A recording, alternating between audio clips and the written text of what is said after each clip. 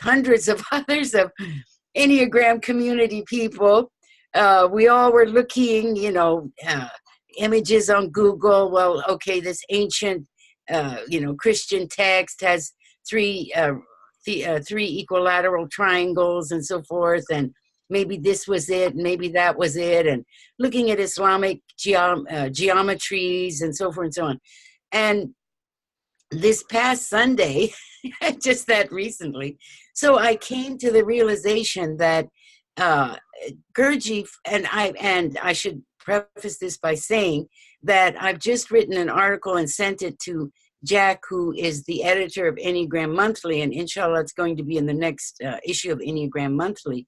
But basically, Gurdjieff, we have to realize that Gurdjieff was spiritual, but he wasn't religious. So to look in the Greek Orthodox text, or to look in the Christian text, or to see, well, did he become a Sufi and so forth and so on? No, he was much more a man of his time, as well as being someone who had learned a specific method, perhaps from a specific group of people, if we can take him at his word for where he, was first taught this method. So then I came across the work of Nikola Tesla, who was a contemporary of Gurdjieff's, and I explain in this article, which, once it's published, you'll be able to read it. And for those who don't get Enneagram Monthly, I'd be happy to send it once the journal comes out. But was able to find the origin of this line of the spirit, and why the 3, 6, and 9 are important to be distinguished from the other numbers, which the Enneagram as it's taught today doesn't do. So anyway, interesting you asked this question, and this is exactly where I happen to be, at the moment. That's actually incredibly interesting, and that you should mention Tesla in it, because I always believe that Tesla had very deep spiritual understandings, and he talked a lot about the secrets of the 3, the 6, and the 9. That's right. In his work. So yes. I really can't wait for the article now. Yes, yeah. It's also very interesting to see that you did the update on Gurdjieff's symbol to include both the outside rim and the healing or the virtues in the central triangle.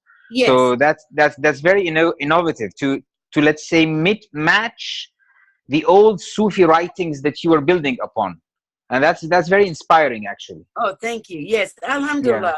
Yeah, alhamdulillah. Alhamdulillah. And also, that thank you. Okay, we'll be waiting for the article.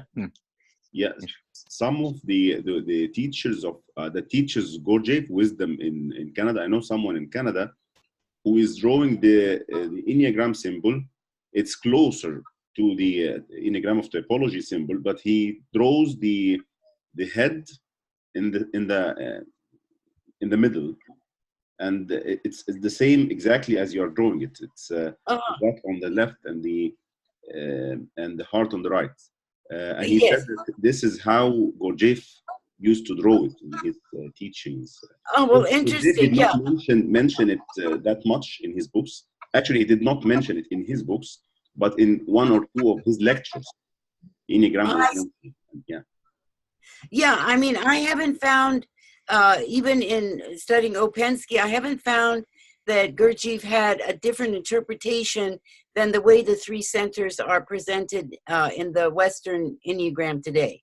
I haven't found where he put the head at the top and the, nafsa amari, the affect and behavior, or instinct and feeling, he calls them, in the lower part. But if your friend did, that's great. That's wonderful. Yeah. Okay, if there weren't any more questions, I had a couple of comments to make because of questions like we spoke about last time. And one was for Khaled, who asked about iradeh and ikhtiyar and the willpower. So, remember? Yeah. Yeah.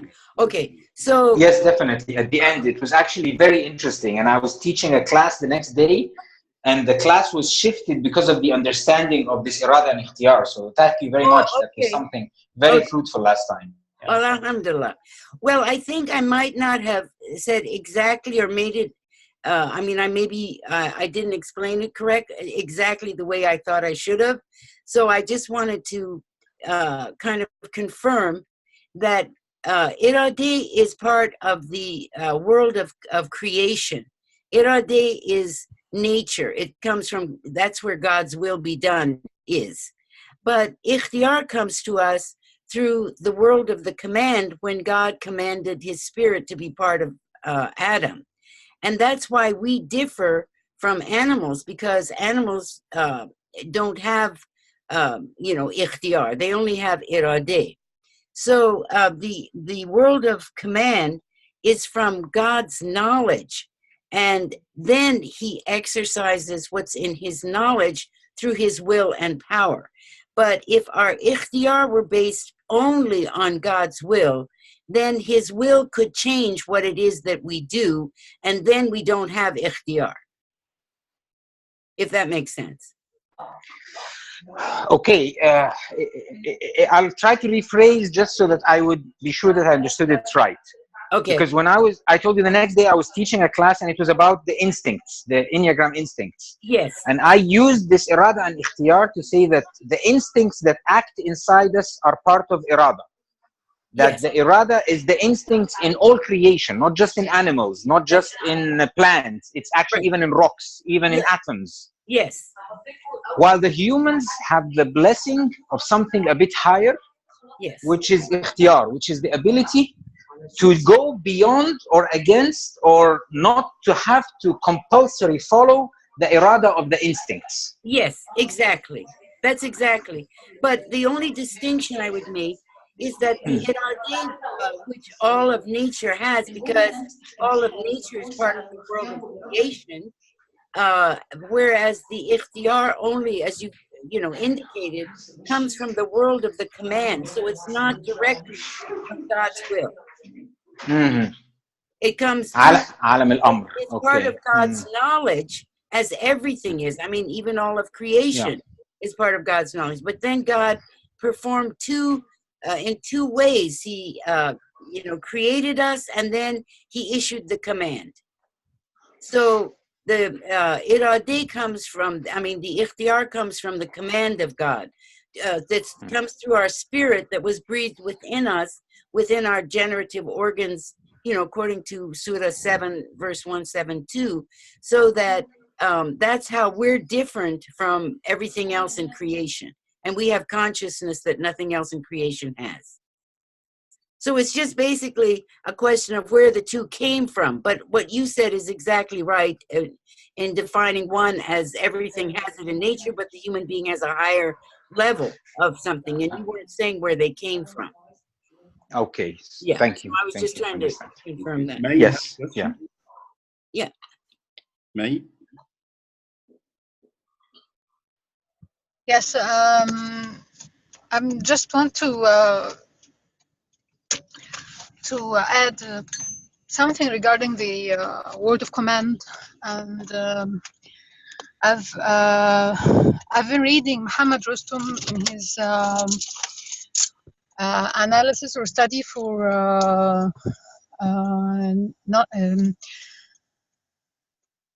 Mullah Sadr Shirazi book regarding the Fatiha. He has a book for explaining the Surah Al-Fatiha.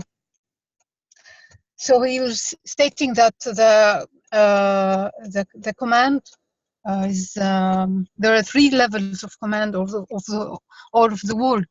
So the third level is the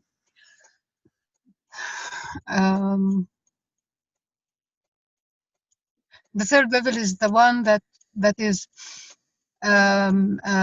we were given the choice to make. The first one is related to the creation of the universe, and the second one is the words that is related to the work of angels and I think in the hierarchy of the commands. And the third one is that where we have it's like this is the third level. It means that we have the choice to we have a choice to make, yani. But the Yes. first and the second levels, there is no choice. It's like That's right. Yeah. Qada, which is the second level of the word or the command, and the third level is Qadar, which is where we have the choice. That's why it is Qadar. Yes. So Yes. I'm sorry that I was driving and I just parked the car, so I'm sorry I wasn't really. Oh, please drive safely. So I'm sorry. Yes. Yeah, because So the second May would be, let's say, the psychic realm. I mean, there's God's realm, the psychic realm, and then the physical will, Bakhtiar realm. No, the second is related to the angelic world. It's in the it's related to the orders that is given to the angels of the So عالم الغيب would be maybe. عالم الغيب، عالم الملائكة يعني، أو عالم عالم الملكوت يمكن. Yeah. عالم الملك, which is the one where we live in. It's the third where the command or the word of command is where we have the choices. And in عالم الخيال, I think it is the second level is for the عالم not الخيال, the one above it, Jabarut, I think. Jabarut, the Jabarut. Yes. So it's a really good explanation for me. I can share with you the reference where it is mentioned, so that you can. Yes, I'm familiar with his works, but yes, that would be good. I'm not sure which book that is. But it's, because the angels are basically just like animals or nature. They have no choice. I mean, they don't have willpower to change something. So yes, the first and second levels, there are no choices. But the first level, it's like there is no transition. It's just the be. Yes. Just be. Yes. The second level, it requires attributes to actually do the command. Yes, the divine names and qualities. Yeah. Yes. Oh, thank you. That was very interesting. Yes. Okay. So, Summer, do you have a question related to the last session? No, it's not about last session. Actually, it's about this session, because unfortunately, hello, Dr. Leila.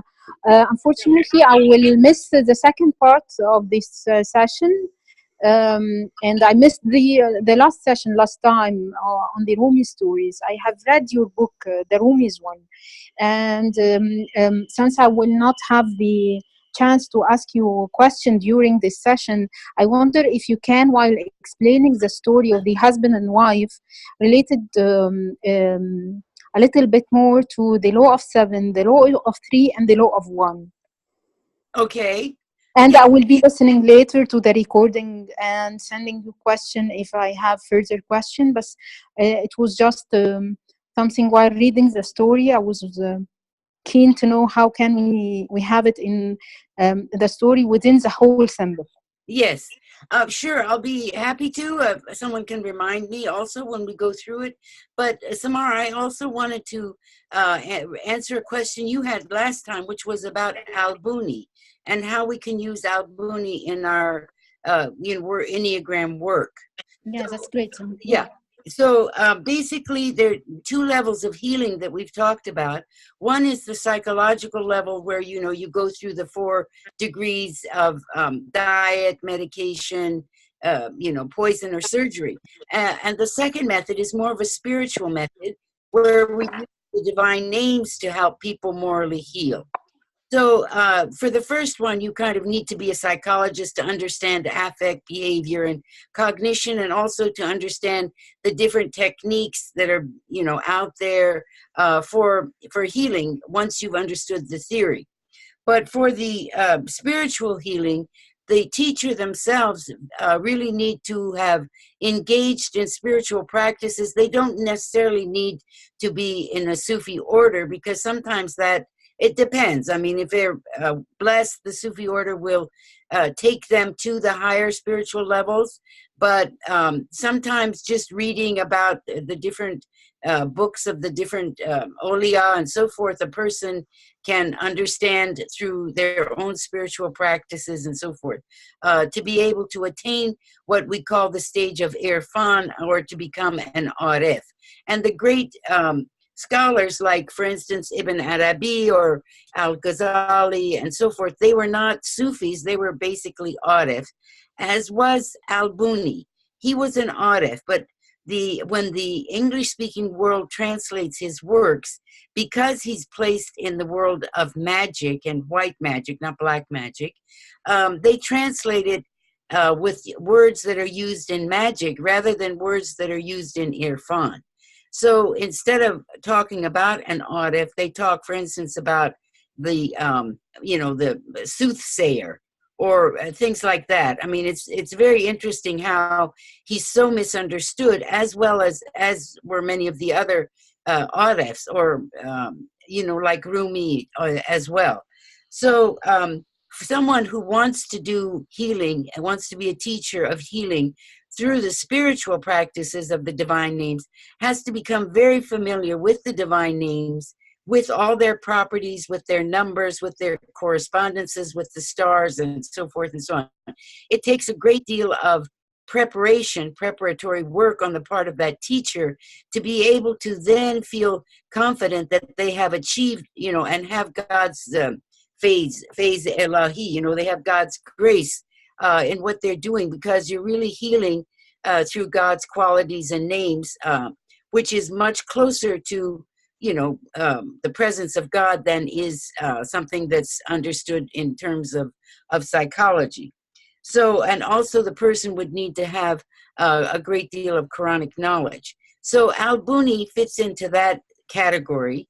And in the same way that, for instance, in some of the traditional healing books, they say, if you recite this 100 times, then your prayer will be answered and so forth. Well, Al-Buni kind of fits into that category. And that's a category which is hard for for us, growing up with Western culture, to be able to, feel like, well, this is really going to work, and how does it work, and so forth and so on. So a person has to be much a believer, and it depends on, of course, who you're counseling, who you're trying to teach, but it's a very different process. So it doesn't connect exactly to the Enneagram in the sense of, okay, well, this, equals that, in the same way as healing, through diet, or treatment through diet.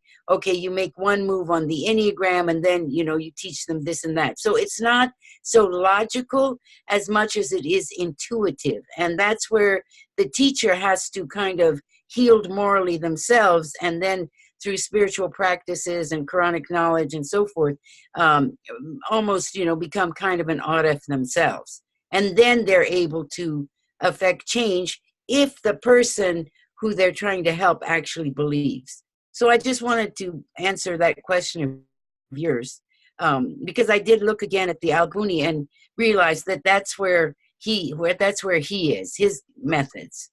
Even though he uses numbers and so forth and letters, and all of that works for those who believe. Mm-hmm, mm-hmm. Yeah, Good. it seems like a very long journey. Yes. And then I had an answer to Mai, who had, I believe it was Mai who asked about the individual examples of using the Sufi Enneagram, and some of the people who I may have taught or talked to and so forth. So I wanted to say that because I've been offering this computer-based training program, training system, the people I've worked with have all been people who were working on themselves. So it wasn't as if I worked with a group or with a class and so forth on it. To be able to give examples of someone who was depressed, for instance, and then how this method helped them heal. So I can't give specific examples like that, because it's also basically a kind of an intuitive way of understanding things. But what this system does is it teaches you really how to diagnose somebody, to know where they are. You have to, once you understand the theory, then you can diagnose where a person is on this symbol.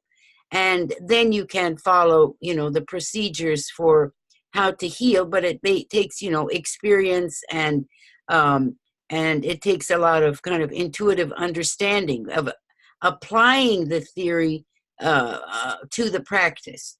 And this is basically a new field in a sense, even though it's as old as Islam is, and even as old as, the time of the Greeks. But because people in the previous times did not record case studies and so forth like we do today, so we don't really have them. But we do have an understanding of the fact that, for instance, Ibn Sina's Qanun fil Tib was translated in the 13th century into Latin, and it was taught in Europe, and it was the only medical textbook taught in Europe for 600 years.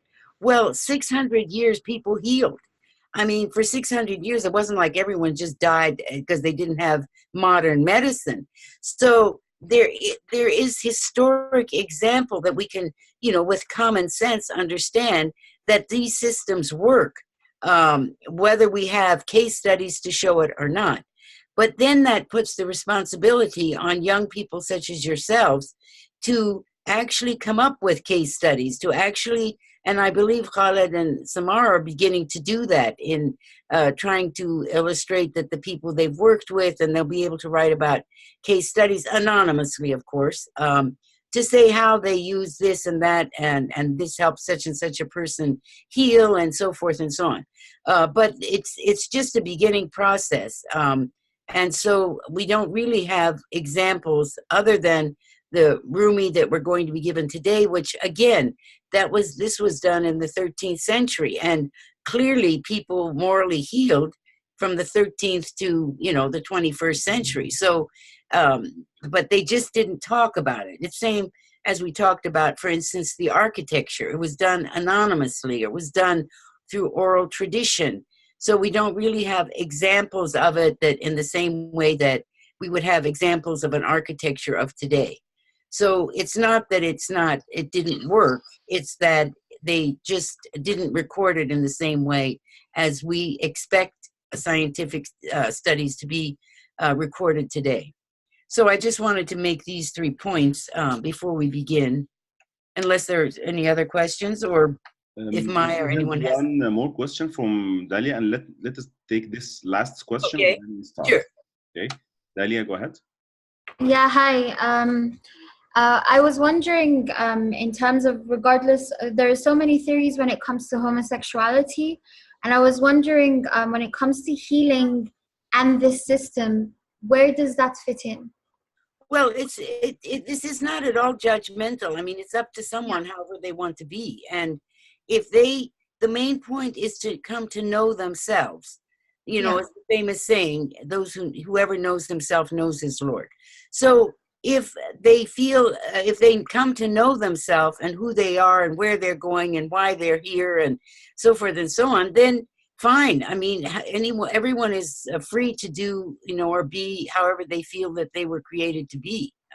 This is not a judgmental system at all. It's not saying that, oh, that's bad or this is good, or, someone may be an adulterer and be able to morally heal, but it doesn't mean, I mean, of course, in the case of adultery, it means you don't commit adultery anymore. But in the case of homosexuals, no, that's how they feel they were born, and that's how they want to live their lives. And we're in the end, we're all responsible for ourselves before God. Each one of us has our own accounting before God. So however we want to be remembered at the end, however we want God to understand us, then that's between myself and God. It's not between I don't need to judge other people, or the system doesn't judge other people. In a sense, if you begin being judgmental, then you're not really morally healing yourself. Each one of us needs to work on ourselves. All right, great. Thank you. You're welcome. Okay. Now we're ready to start. Okay.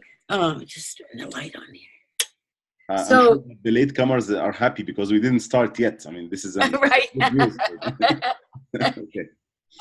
So this story, it's just it shows us that we are at different points in time, even in a conversation, we may exhibit different vices or traits that we not proud of. And so we have to sit back and kind of think and imagine that we're watching this husband and wife having this argument, and be able to analyze where they are as they're arguing. This would be very helpful for someone who's a counselor or teacher, and they do marriage counseling, for instance, or counseling with two people, mother, child, or father, son, whatever. But when you're in a counseling situation and you actually see your two clients then begin to go after each other, it's very important to be able to sit back and diagnose what they're saying and not get emotionally involved in the conversation. So this is how this story is. And whereas all of the other, I could say even all of the other stories of Rumi have basically a more of a spiritual message, this story in particular is based on the concept of reason, and it's based on logic, and it's the perfect example of the system of moral healing and, for instance, of the way that the Sufi Enneagram works. So the language that we're using here is more or less a poetic language, but we're using it in kind of a prose format. And the language, of course, could be changed, and it could be, in much more of a modern language. But I was very careful to use exactly the words that Rumi had used in order for people to be able to see that this is what he says, and it's not like my interpretation of what he says. He does exactly say that the wife said this and the husband said that, and so forth and so on. So, okay. And Brother Ahmed, are you going to make the change? Oh, yeah, thank you. Okay, so we begin with the wife, who is in a state of fear. Fear is here, it's number 3. And 3 is fear of anything other than God. So fear of poverty is what her fear is, because God says, not to abort your children, not to kill your children in fear of poverty, because God will provide, for instance. So the Quran teaches us that we are only perhaps have fear of God, but not fear of anything else, but we rely completely and totally and trust in God, tawakkul, to God. So the wife says, and then we have it here in the drawing, this is the wife here speaking at number 3 with a 0, which means it's off the chart here in a sense. So the wife says to her husband, "We suffer much hardship and poverty. Our only spices are anguish and grief. Our clothes by day are the burning sunshine. At night, our bed and quilt are made of moonbeams. The poorest of the poor are shamed by our poverty. Relatives and strangers alike flee from us in the same way that the Jews fled from the Samaritan, whose response to them, if they approached him, was 'touch me not.'" So she is saying to her husband that, I am afraid because of the poverty that we live in. So this is fear of other than God, which means lacking courage, because this segment here, the virtue is courage. And this is undeveloped courage, which is why it's a 3 off the chart kind of thing. And it's a behavioral issue, and we could call it, for instance, the fearful, the state of the fearful. Okay, the next. Now, the wife continues in the argument and continues to accuse her husband of something, and now she's accusing him of being a coward. So she's here at 5, and she's accusing the husband of being a coward, which means the underdevelopment of courage, and she is, speaking from her position. So she says to her husband, the wife, the Arabs take pride in fighting and giving. You are like a writing mistake among Arabs, a mistake that spoils a fine piece of calligraphy. So she's claiming that he is a coward, that he is cowardly, and which is the two, and it's too little courage and underdeveloped. This is undeveloped courage, a behavioral issue, and we could call it the cowardly state. But she's claiming that he is. This is not he saying he is. This is she saying that he is. Here she is accusing him of being coward. Yes. From being timid, from a position of Yes. timidity, right? Yes, because she's going to get to that state of being timid when he responds. Okay. So she's in a state of, maybe a little bit less fearful and more in a state of being timid about approaching her husband, who she's not supposed to say these kinds of things to. But she's, willing to do it. Yeah. Okay. So now the wife then, she becomes angry. This line didn't show here, but she's now calling her husband a 4+, which is anger. And she is also herself at anger. So it's like anger addressing him as anger. She calls and she responds rashly or in anger or inappropriate anger to her husband. She cries out saying, "How long will your pretentiousness and bluster continue? O you whose house is as frail as the house of the spider. Don't call me your mate. You compete with dogs for a bone. You wail like an empty-bellied reed pipe. Don't look at me with contempt, or I will tell you even more of your hidden faults. Don't jump on me like a reckless wolf. You are a disgrace to Arabs.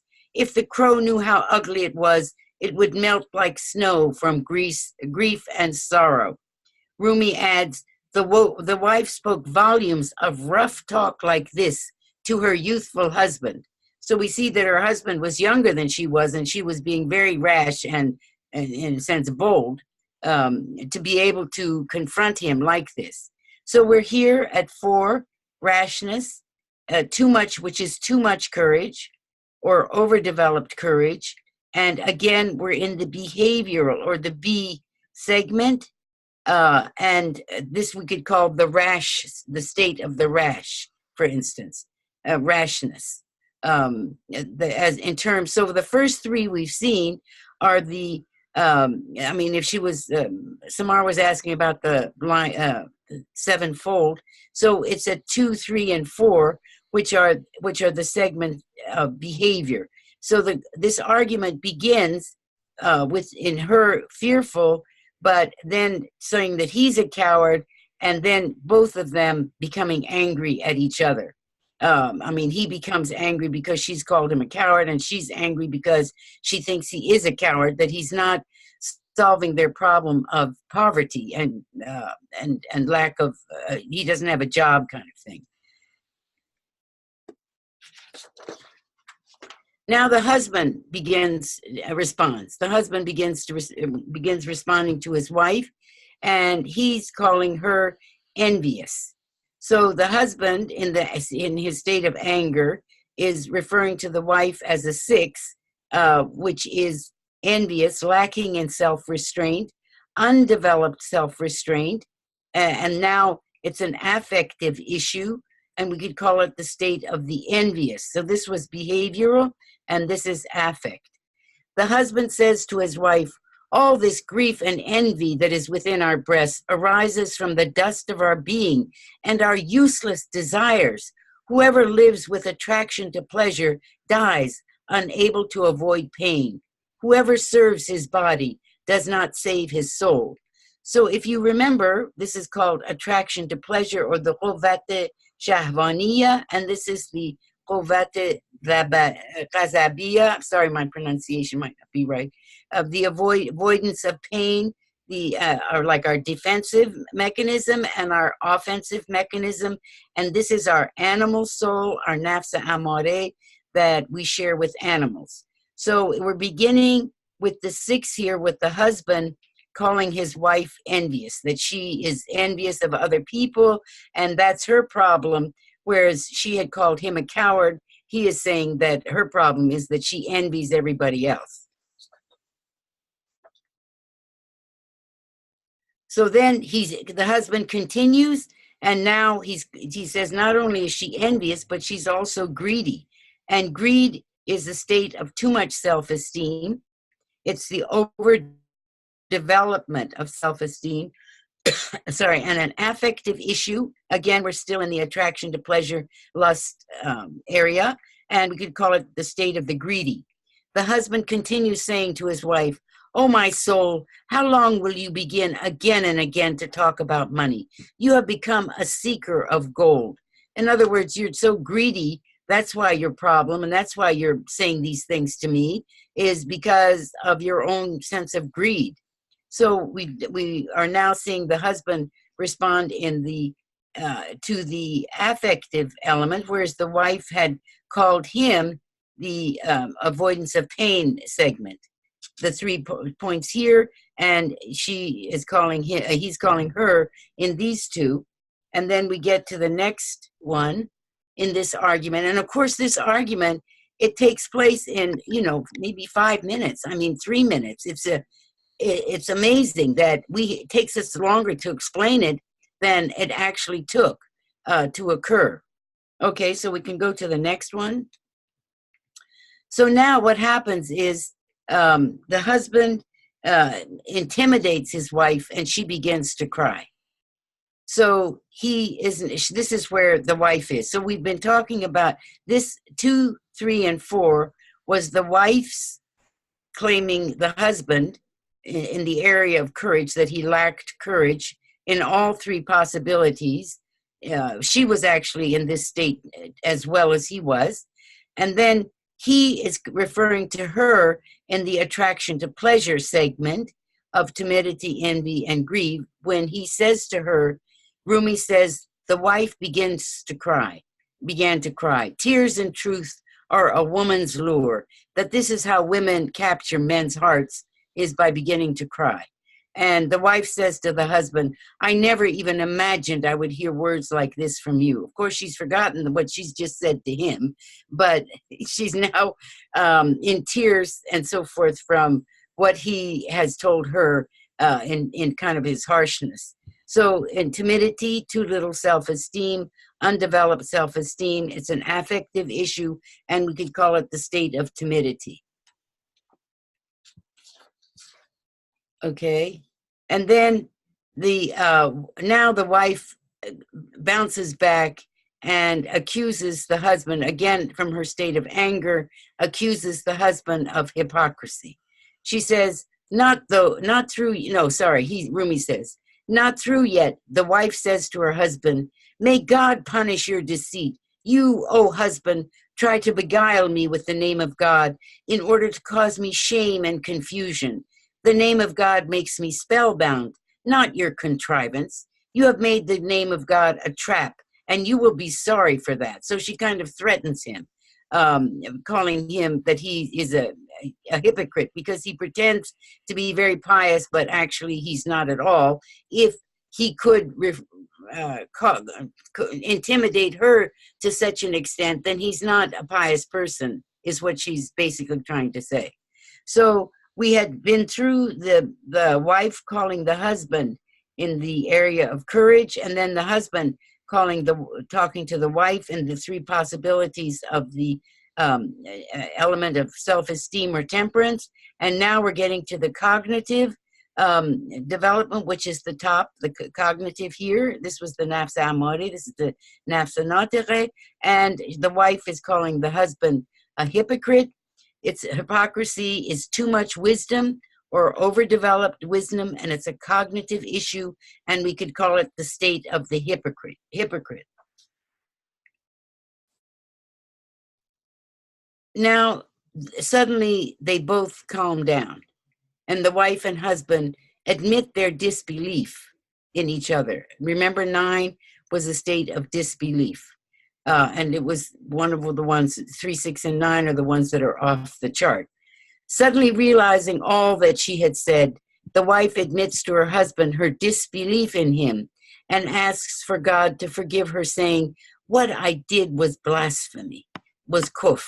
The husband said for his part to himself, feeling sorry for his words, "How could I have said these things to her? She is the life of my soul." And he says to his wife, "O wife, I repent. I have been an infidel up till now."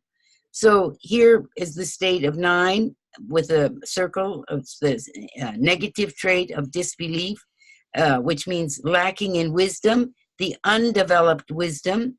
It's a cognitive issue, and we could call it the state of the disbeliever. Okay. And now they both apologize to each other for their ignorance, which is 8 here. Their state of ignorance towards each other. The wife then says to her husband, "I have returned to the true faith. I have come to submit with all my soul to your command. I did not know your kingly nature. I rudely pushed my beastly self on you, and I repent." This beastly self was, the Nafsa Hamore. And the husband says to his wife, "I will now become one who submits to God's will. I have sinned against you. Have mercy." So this then is the 8, and this is basically the conclusion of their argument together. So this is to show, we've kind of been through the 9 points, and this is to show how we can, at any point in our discussions with other people, in our arguments with other people, we could show any one of these states. And as I've said, hypocrisy is just one of the names of this number 1 plus. There are many listed by Al-Ghazali in his Ihya Ulumuddin or Nasiruddin Tusi in his Akhlaq al-Nasiri. They have different levels of hypocrisy or cowardice or fear or any of the 9 numbers, but we just put 1 there because it's exemplified in the story, and then it makes it easier to understand when we just have, we go through one particular moral trait, a moral, immoral trait, we could call it, or one particular kind of vice. So ignorance is too little wisdom. It's underdeveloped wisdom. It's a cognitive issue, and we could call it the state of the ignorant.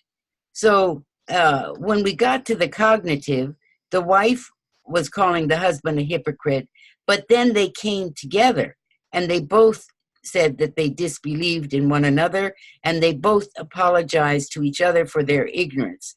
So that's how they solved the problem of this argument that they were having. They went through the 9 traits, but they, at the end, their reason came forward, and they apologized to each other. So if Brother Ahmed, if there are any questions up to this point, because this is basically the story. Okay. Any question? Yeah. Okay. Laleh? Yes.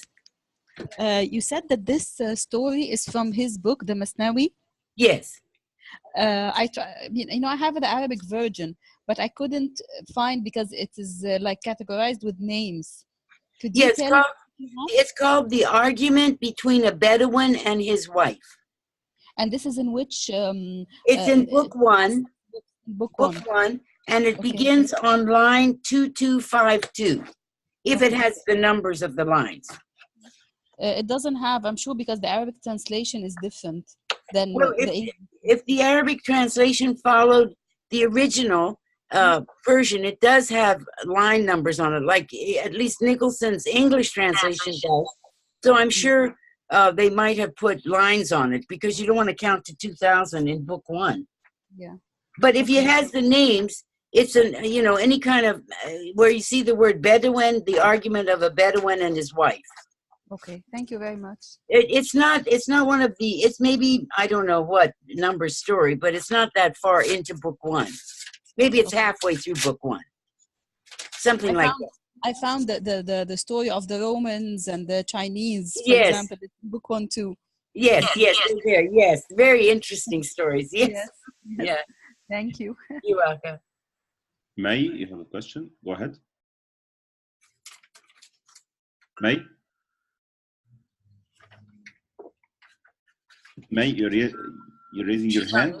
May? Yes, yes. Thank you so much for the. Oh, you're welcome. Alhamdulillah. Yes, it's very interesting actually, because it's very simple and one can relate and can actually easily go through the using the chart. I mean, it's very nice diagram. It's I've read the story in Arabic, but the translation that I found, or the Arabic version, the one I found, is not really good as the English translation. So so I will try to find the Arabic one again. The question is, after, yani, what do you think after such a discussion? It's a really harsh one when we think about it, and my question is that after you said that they have solved the issue by confessing that they misunderstood each other, and they recognize that they reached the status of disbelief in each other, and they wanted to change this into a positive or into another direction, as following the story. Yes. What happens next in the story? Yes, we're going to go through, the rest of the story, but this was just this part. So they solved the argument. I mean, they stopped arguing. It may have been, if you watch two people arguing, it may be that these, argument continues on much longer than this. Yes. But this is a poet's, expression of it ending in a reasonable amount of time. Yes, I understand, but I was just asking the influence of these kind of discussions. It means that they have instantly decided to change the direction. Yes. Yes. But it doesn't mean that they are not impacted by the situation, or the going through all these stations or positions. Yes. So in order not to repeat, going back to the status of fear, or the status of timidity, or whatever, or maybe the accusations. What should we do, or what is required not to in order not to go through the same cycle again, or maybe to decrease the going back to these cycles, to all these positions, and also how to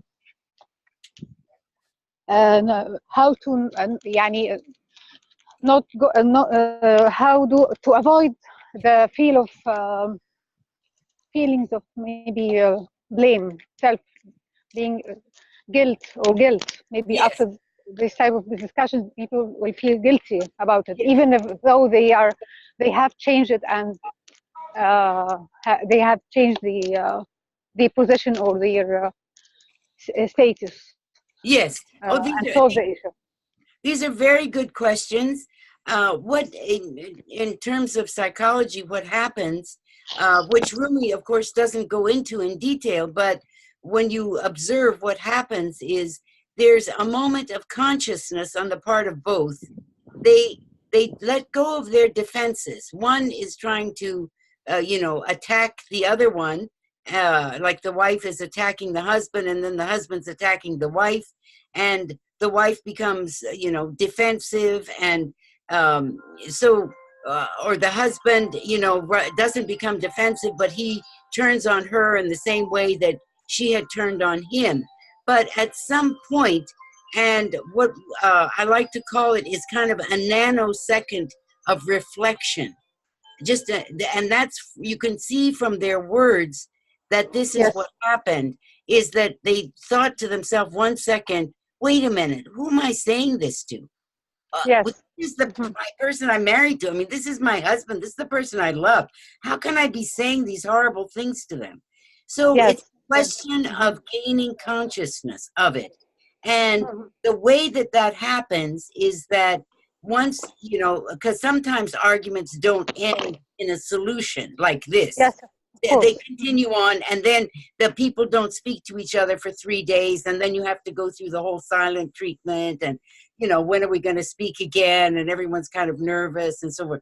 So someone has to break that pattern and say, you know, let me just take the blame, like a Malamati would do. Let me just take the blame. It's okay. It's my fault.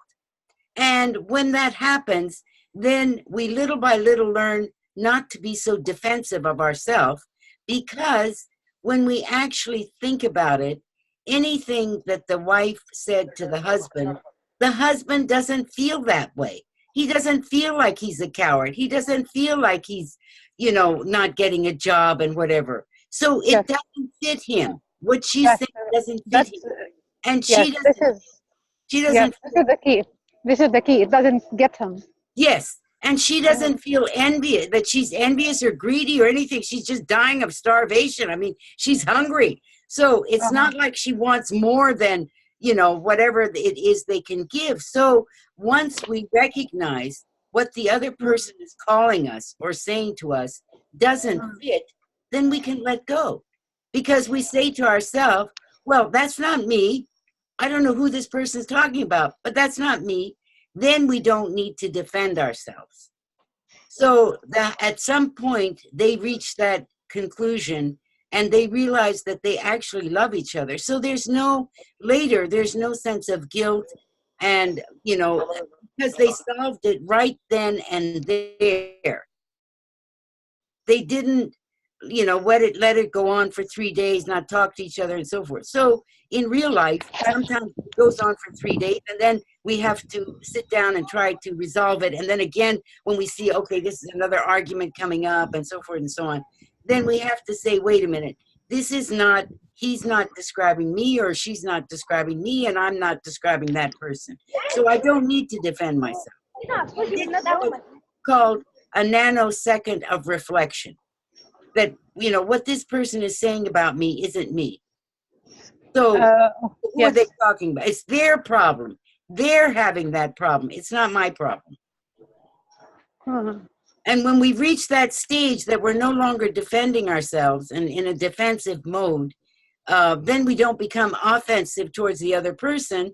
And we sit back and use our reason to reflect and say, well, you know, maybe you've had a bad day that you're calling me these names and saying these things, because that's not me. Or, you know, I really don't know who you're talking about, because that's not me. I'm not like that at all. And that just throws the whole thing off. And the other person is like, oh, this isn't what happened. They're not responding. You know, it's like they call it pushing someone's buttons. And it causes, for instance, like sometimes domestic violence and so forth and so on. Well, if you don't push the buttons, you know, it's not going to happen. So you have to not lash out at people, you know, for no reason.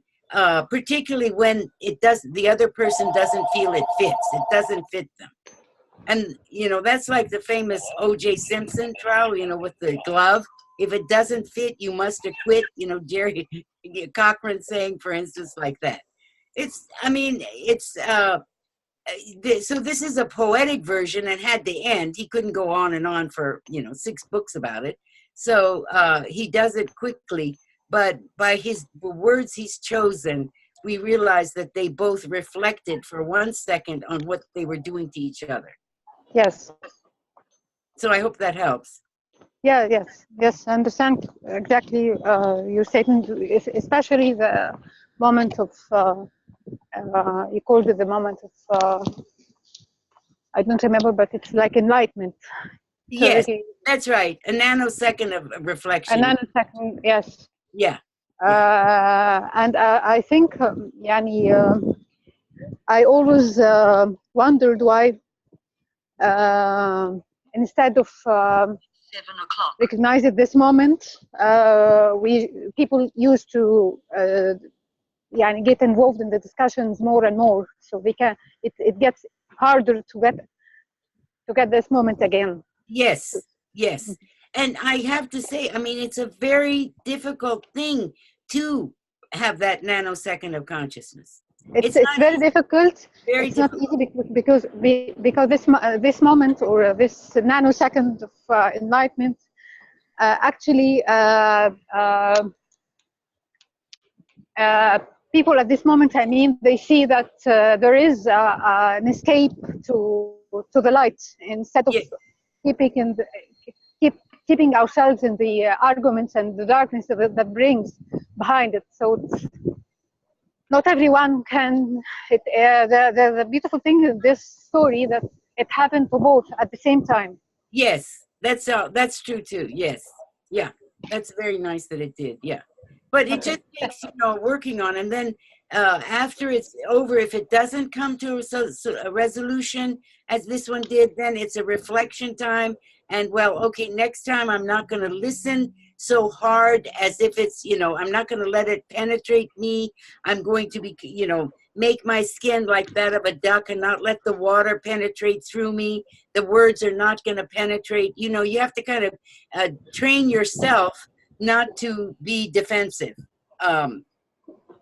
because you care for this person and this person cares for you. And so that's the bottom line in this case. Yeah. Thank you so much. You're welcome, sir. Okay, so next one. So now Rumi now says, one who has a sincere heart will try to find a moral in the argument between a husband and wife. Their argument has been related as a parable of your own passions, or nafsa amare, or animal soul and reason. The man and wife, who are reason and the passions, are vital to the manifestation of good and evil. This pair engage in strife and argument day and night in the house of this earthen body. External acts are different from internal feelings. Their purpose is to indicate that something is hidden. We pray, O Lord, grant us furqan, discernment, so that we may know the false from the true. Do you know how sense perception gains discernment? It is when sense perceives the presence of God, or Vajjallah, and now sees with the light of God. If there be no outward sign, the cause still makes manifest that which is hidden. So now what Rumi is telling us is that we've just been through an experience of an argument in the outer world, in the manifest world. Whether we were part of it or not, we've observed it if we're not exactly ourselves involved in it. But this is an argument that goes on every day within ourselves between our aql, our reason, and our nafsa amare, our passions. So we want, to, for instance, eat the wrong foods, or we want to, gamble, or we want to do something else, that we want to lie, or we want to, be envious, or we're jealous of somebody, or whatever the negative traits happen to be. And within our mind, we're thinking about this particular, negative trait, and our nafsa amare is feeding us to, argue and to attain the pleasure of whatever it is that we're looking for, or to avoid the pain of whatever it is that we are trying not to do. So this is an argument that just in the exact same way goes on within ourselves. And this is so intuitive and amazingly, amazing, shows the level and depth of Rumi's understanding of human nature, that he was able to take this argument and then say that, well, this is actually what we've just been through with our study of the Sufi Enneagram, is how we're trying to use our reason to overcome our passions. So we're going to go through the story in the same way, but now we're going to talk about the passion, reason, and the passions. And I should also say that this is because he kind of equates reason with the masculine principle and passions with the feminine principles. These are not male-female issues, because every human being has both male and female within them. And every human being has both reason and the passions within them. So they have both the masculine principle and the feminine principle within them, whether they're male or female outwardly or not, or whichever one they happen to be. So this is important to understand, that it's not to denigrate women and so forth and so on by calling it, because we're talking about principles and not a woman kind of thing. But this, as I've mentioned, I think before, is what happened in the societies in the past, and why women were oppressed, is because, sorry, let me see if someone answered the door.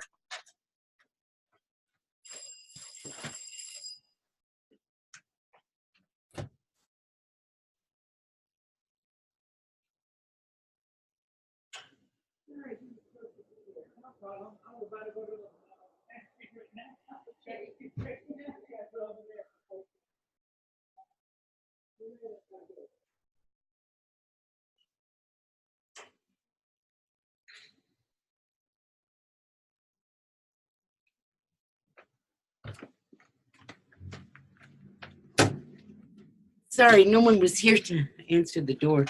So in the past, because what happened was that the male figures in society didn't realize, or many of them didn't realize, that they needed to heal themselves and have their reason control their nafs amare themselves, within themselves, as we realize today, because our psychology has developed and advanced. So they saw it on the outside, and they tried to control the women as they were conceiving of her as the nafs amare within themselves.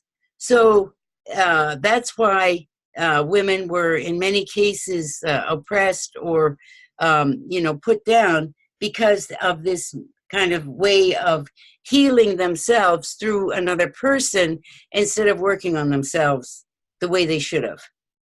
Okay, so the next one. So now we see the passions are expressing fear. This is our nafs amare. When we talk about passions, we're talking about the nafs amare, the affect and behavior, the attraction to pleasure. We can call it amr b'maruf. We can call it the command, and the behavioral side, avoiding pain, nahi anal munkar, and preventing, for instance, evil, or the passions. This is our nafs amare, and this is our reason, or nafs natiqe. So the passions say to reason, we suffer much hardship and poverty. Our only spices are anguish and grief. Our clothes by day are the burning sunshine. At night, our bed and quilt are made of moonbeams. The poorest of the poor are shamed by our poverty. Relatives and strangers alike flee from us in the same way that the Jews fled from the Samaritan, whose response to them, if they touched him, was, touch me not. So here we are at the level of the fear. Our passions inside of us are trying to talk to our reason and saying that, we're suffering from poverty and so forth and so on. So fear of other than God is lacking courage, and undeveloped courage, behavioral issue, or the fearful. So this is our passions within us, within our nafs amare, our behavioral aspect of the undeveloped courage, talking to our reason and trying to convince reason, or blaming reason for whatever it is that we're lacking in our daily life. I believe that at this point, this might be relevant to what Summer has mentioned in the beginning regarding the law of three, because now we have two forces. One of them is affirming force, the other might be the denying force. which is the, the 3 is the affirming, and or the passion is the affirming, or the reason is the denying. Could this be, does this make any sense? Yeah, but as I understand Gurdjieff's threefold, it wasn't necessarily the 3, 6, and 9, but his was the 3 divisions of the self, as I understand it, his law of 3. Yeah, Do you I mean the law of 3 is 3 forces. One is the affirming force, the denying force, and the third force is the reconciling force. Okay, yes, then it's exactly as you say. Yes, yeah.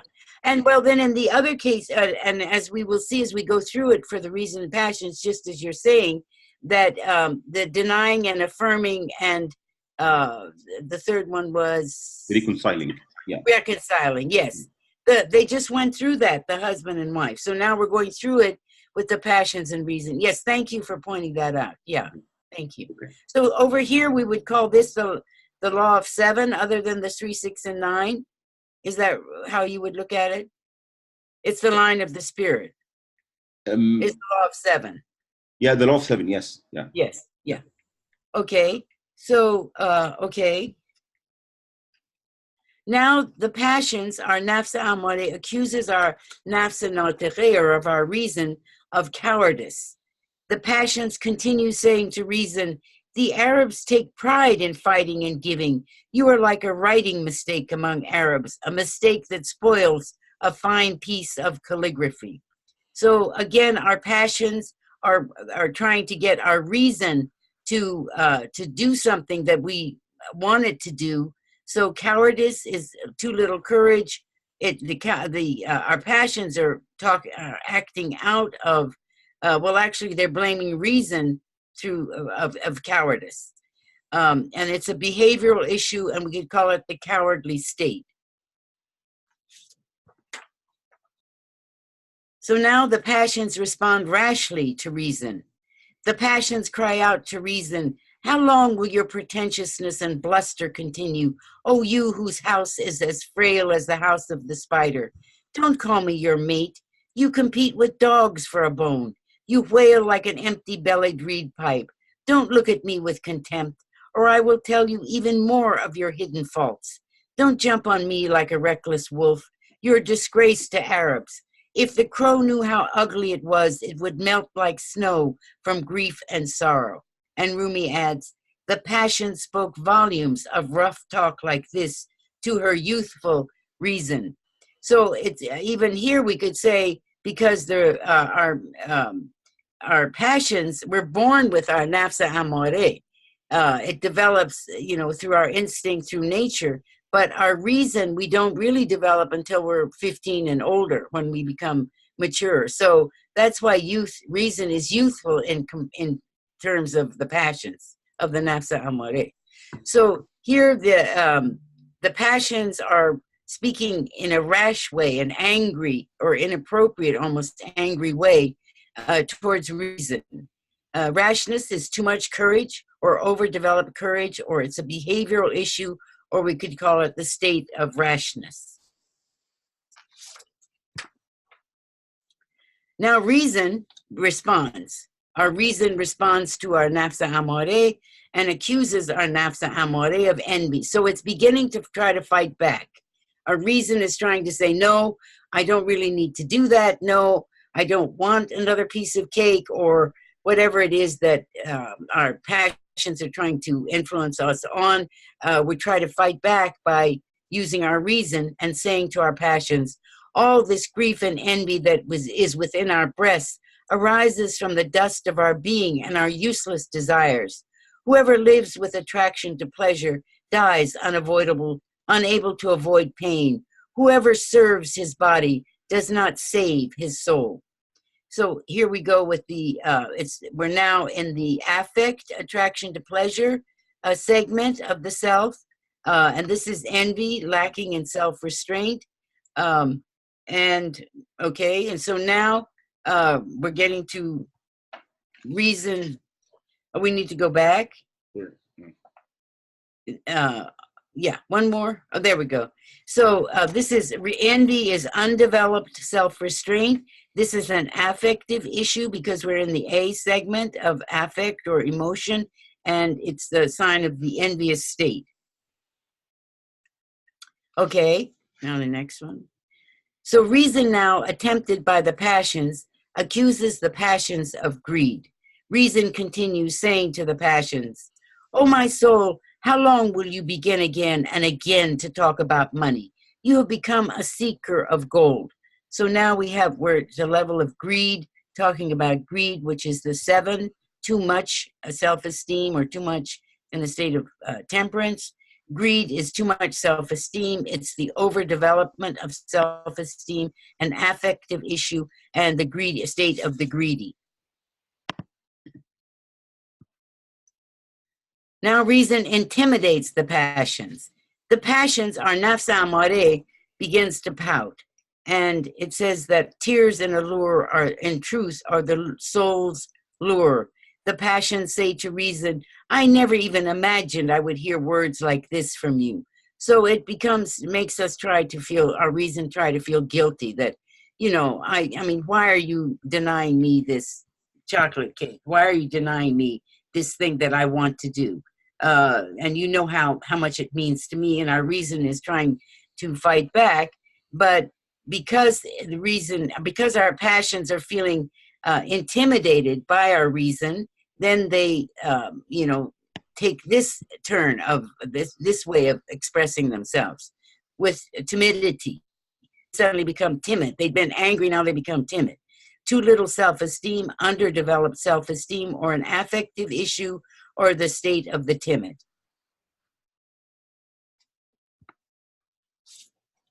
And then the passions accuse reason of hypocrisy. They bounce back, our nafsa amare, and it says, "Not yet through," Rumi says, "the passions say to reason, 'May God punish your deceit. You, O reason, tried to beguile me with the name of God in order to cause me shame and confusion.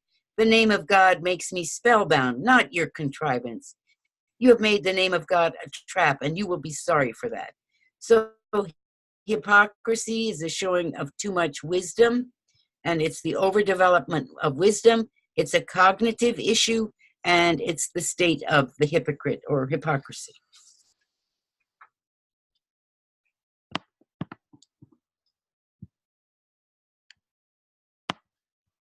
Now the passions and reason come together and admit their disbelief in one another.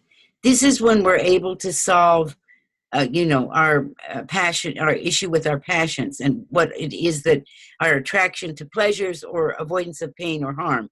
And it's so it's very important to remember that this this is a state that we reach. Sorry, I lost my train of thought. Okay, so the passions and reason admit their disbelief in one another. They're trying to come together, our reason and our passions. Because our passions are not something that we can eliminate. And in the past, there have been ascetic schools of thought who tried to eliminate our passions. And that was the wrong way to go, because God has given us the passions are a good thing. If we didn't have our attraction to pleasure, we wouldn't be able to eat food to continue to sustain ourselves. We wouldn't be able to reproduce species for the continuation of society. If we didn't have our avoidance of pain and our sense of anger, appropriate anger, then we would not be able to defend ourselves as an individual. If you remember that chart of 3 levels of different levels of talking about things. So our avoidance of pain is also the level of trying to, let's see, the avoidance of pain. Sorry, I've lost my train of thought. But the,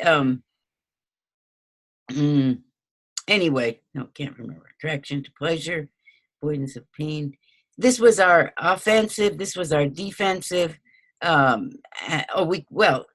Preserving the individual is what the avoidance of pain does, and this is to preserve the species, and our reason is to preserve the eternal possibility of self. So suddenly realizing that all the passions had said, the passions admit disbelief or kufr in reason and ask for God's forgiveness, saying, "What I did was blasphemy, was kufr." Reason, for its part, feeling sorry for its thoughts, says, how could I have said these things to my soul? O passions, I repent. I have been an infidel or a kafir up to now. So this is showing us that all we can do is discipline our passions with our reason. We cannot eliminate them. We have to just discipline them or reconcile with them and come to some kind of understanding. So disbelief is like lacking in wisdom, undeveloped wisdom, a cognitive issue, and we could call it the state of the disbeliever.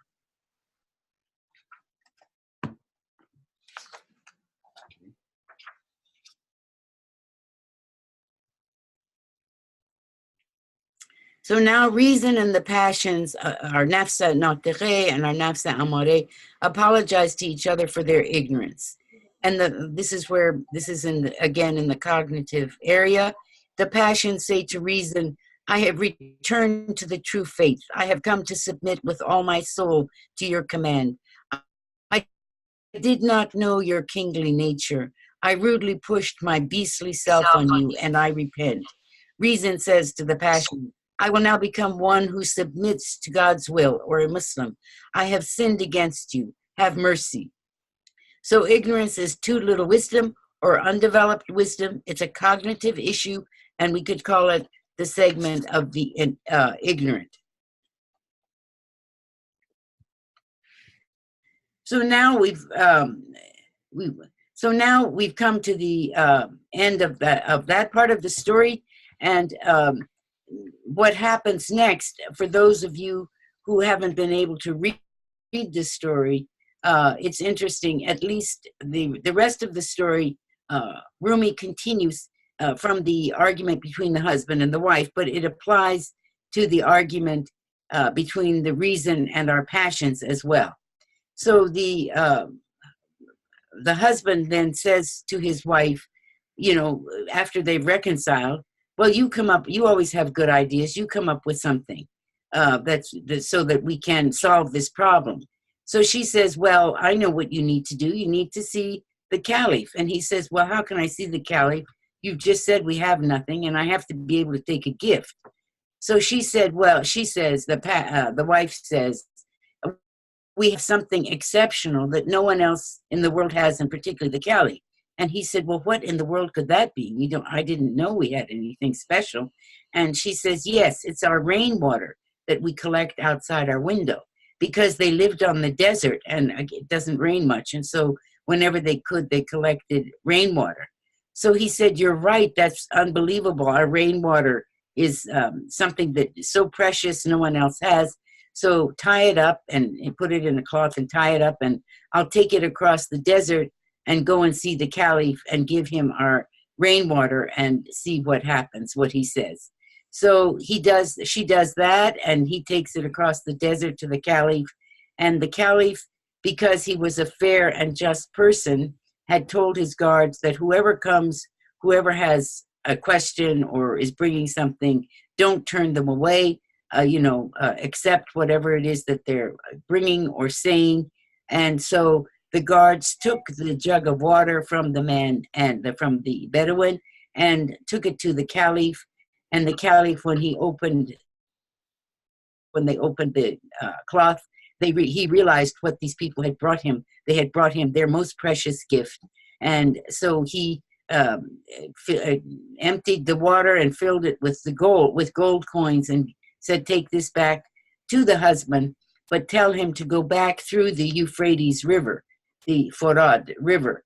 And so the man did, and he was very, of course, happy. And he was on the river on a boat, and he realized what a fair and just caliph the caliph had been, because he had all this fresh water on the Euphrates River, and yet he was willing to accept this small jug of rainwater that they had managed to collect. And so he was a fair and just person. So we went through the four virtues and ended up with justice through the caliph.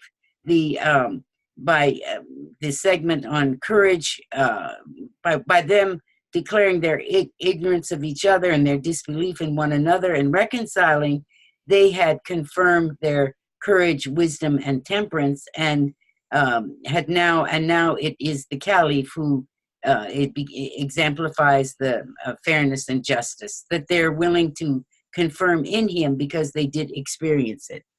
So by reinforcing the self-esteem or affect of the passion's wife is how the story ends. The passions or wife then give courage to the husband to act by saying, when he asked her, what should I do? And she said, you have to go see the caliph and take our most precious gift. Then reason or husband learns wisdom to think, and justice is confirmed once he sees the caliph. So, okay, next. And are there any questions, or we'll go another 5 minutes and then take a break? Brother Ahmed, we're close. As you like, you need to close this and take a break. Yeah, why don't we do that? Okay. So a balance is attained in the 4 virtues of wisdom, courage, self-esteem or temperance, and justice. And Rumi speaks of the virtues in this story. When he talks about wisdom, he says, the wife says, like in another verse that we hadn't read, the wife says, when people strive with all their might to entirely purge themselves of their false self, that is the truth. And that is a sign of wisdom. And that's in book 1, line 2703. Or self-esteem. In this fashion, the contented man or reason, moved by sincerity and ardor, was talking to his wife until daybreak. So they both had a feeling of temperance. They'd calmed down. They were in a state of moderation, a state of balance, talking to themselves, as 2 people who care for each other. And that's in book 1, line 2314. And then courage. Assuredly, forbearance is the first principle of medicine. Forbear and behold the strength of the spirit. This is in book 1, line 2911. And then in regard to justice, it was their practice to give before being asked, which is a sign of justice. And that's in book 1, line 2776. So please think if you have any questions to ask, and maybe we take a 5-minute break, Brother Ahmed. Okay, 5-minute break, Okay. and then we'll come back. Whoever has a question after the break will ask it. Inshallah. Okay, 5-minute break.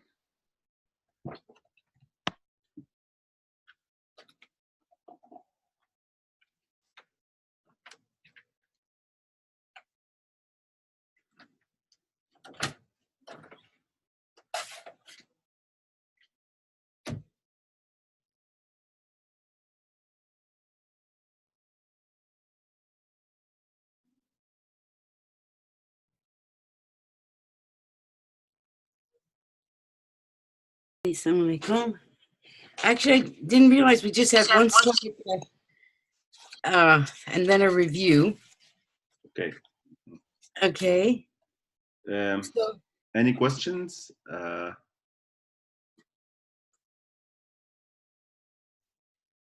Okay, we can go and to the final slide, and then we review from the beginning. Yes. If anyone has a question. Okay.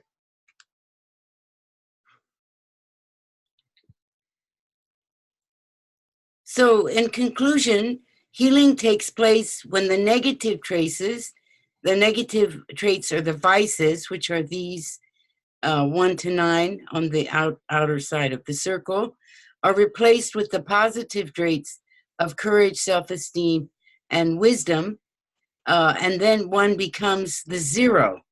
So we're no longer a number, but a 0, which is a fair and just person, as the Quran says and asks us to be among those who stand firmly in justice, in Surah 4, Ayah 135. So at any point where we happen to have negative traits, we try to reach the positive traits of the virtues and become a fair and just person if someone else confirms that within us.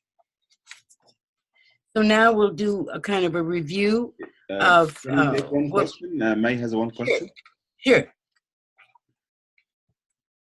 May? Thank you. Thank you. I have a question. I want to assume that the discussion has not stopped and the argument go, or if we freeze the argument at one moment and decided that the status of fear it has not been solved, how is this is related to the healing process? Yani, how can we decide which fear and which state is related to the stages of wisdom, and how can we relate this to the Asma Allah al-Husna and the use of this chart? Right. Okay, well, that was kind of like what I was saying, that there are two ways of healing through this system. One way is, for instance, the psychological way of healing, healing through the psychology, which would be to use the 4 levels of diet, medication, poison, and surgery. And it's, of course, that is based, that also is can help be based on numbers, but it's mostly based on the elemental qualities of hot and dry. And so through the divine names that are divided into 3 different parts, we would use, the divine names to heal. But that's more of a spiritual technique.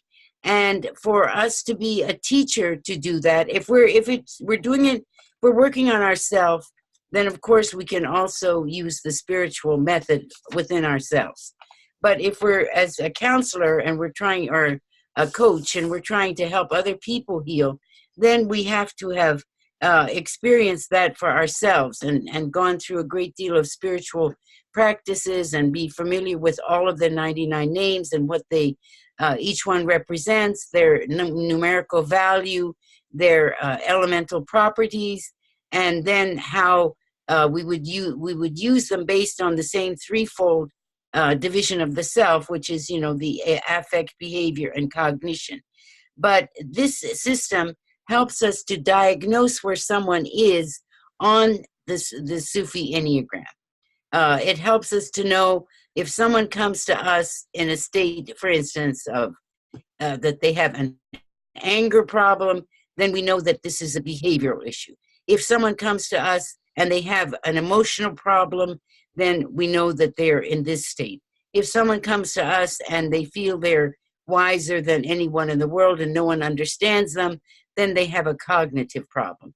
So we diagnose where it is that this person first is, and we work then through the lines of diet, medication, surgery, poison, and surgery to try to heal them. Now, if we want to use the divine names, again, we had the names that are related to courage, the names that are related to wisdom. These were called the theoethics, the names of the self. Courage are the ones that are socioethics, the ones that are related to humanity and how we behave with humanity. And the temperance ones were those that were related to affect or to creation.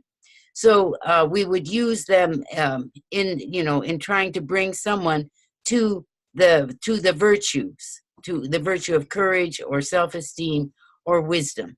That's how we would use the names, or either the psychological method or the spiritual method. Yes, thank you. Yeah, you're welcome.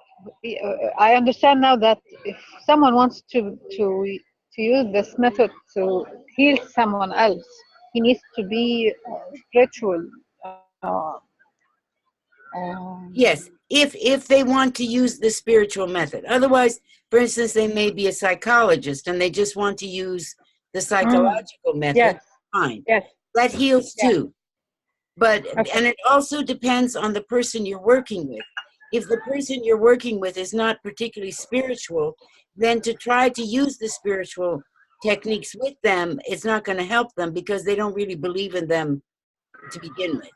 And so therefore, you would work on them through this. So you need to kind of diagnose where the person is based on the interview you have with them as to, where their negative traits lie, and if they don't know themselves, then you need to kind of bring it out and work on it through that way. So basically, either from my understanding, either it is maybe a sheikh who is already acknowledged this system or this method of spiritual healing and can use this because he's already in a status that he's Yes. Yeah, or another one that he's not a sheikh and wants to go through the process, so he has to يعني he has a long journey. I mean, to get to get to the point where he can actually use the asma Yes. as a healing, spiritual healing for someone else. Yes. For ourselves, we can do it at any time, but to heal someone else, to try someone else to heal, I wouldn't say we need to be a sheikh, but we need to have been in the same way that perhaps we've had a Western education in some particular science or area. In the terms of the spiritual, we also need to have gone through the same educational process, which is more of a traditional process of learning the names, and we can do it on our own. I mean, there's plenty of information that we could do that, but we would always need to have the Faiz Ilahiyya, grace of God, with us as we did that, to make sure that we did not mislead people or give people the wrong name to recite and so forth and so on. We have to feel confident that we are following God's way as we try to spiritually heal others, but we don't necessarily need to be a Sufi sheikh. We could call it a master or a sheikh, but not necessarily a formal Sufi sheikh. Yes, thank you. You're welcome. Thank you. Okay. I have a question regarding for example, in the remedies, after you diagnose the case of the person, and for example, you said for him to recite, for example, al-Batin, name of God, or al-Zahir, or al-Basit, or something, or al-Basir. There is in the remedies, sometimes you say that you need to recite al-Batin 22 times each day, and you should see the truth in things, for example. So, on which basis did we determine this 22 times to recite a specific name for the person to heal? That is based on someone who has been through the process. Someone, for instance, like Al-Buni, who is a proven Gnostic and has devoted his life to this study of the divine names, and who quotes either from the Quran or the Hadith. And very often it's from the Hadith, where the Prophet said to say this 22 times, for instance. There are many Hadith that are not necessarily in the canonical works of Al-Bukhari, Sahih Bukhari, and Sahih Muslim, and so forth. And so we would, have recourse to them to know why it says 22 times. Okay, so the number of recitation, be it 100 or 10 or 22, this is from Al-Buni. I would believe so, yes. That's from what I have read of his in the first volume, but the second volume, which I don't have a critical edition of, so there are many different versions out there. And as I said, and as you know, many times the copyists of a manuscript of Al-Buni would make a mistake on purpose so that someone would not be able to do what it is that they're, reading about, because people often use it in the wrong way, and so that they wouldn't use it in the wrong way, or for different reasons, the copyists made mistakes in the transcribing of one book to another. And so that's why we need a critical edition to be able to determine that some scholar has gone through, for instance, 5 different, manuscripts, and has determined that based on this one, the earliest one says this, and so this is the one I'm going to take as the master copy, and then in the footnotes they indicate, okay, manuscript B says this, manuscript C says this, manuscript D says this, but A is my main manuscript that I'm going to follow. So once we have a critical edition, then we can be more readily assured that this is the way that the person originally wrote it. So from what I've read of the first volume, it's amazing what Al-Buni says, but the second volume is only, as I understand it, on the Esma al-Husna. And so it's there are 10 chapters or 20 chapters there that I have not read, but you know, perhaps you could find a copy of it. And then, as I said, maybe it's not the critical edition, but it's the earliest extant copy, for instance. Okay. Yeah. And then you would be able to know much more about the Asma al-Husna. Because in the first volume, he talks more about different surahs, like Surah Yasin, Surah Fatih, or the Bismillah. And also he speaks about the letters that appear and sometimes at the beginning of certain surah. But in the second volume, as I understand it, it's based on the divine names. Yeah. Okay. And all of the people who came afterwards, any book you read on talismans that came after the 13th century and Al-Buni are based on him, on his. His was the Bible, you might say, of spiritual healing, moral healing. Or Irfan. Yeah. The Irfanic method of, letters and numbers and so forth. Yeah. Okay. Okay. Should we go from slide 1 for the revision, or? Yeah. Well, actually, we begin with page 13. Oh, sorry. Yeah. We can begin with 1. So,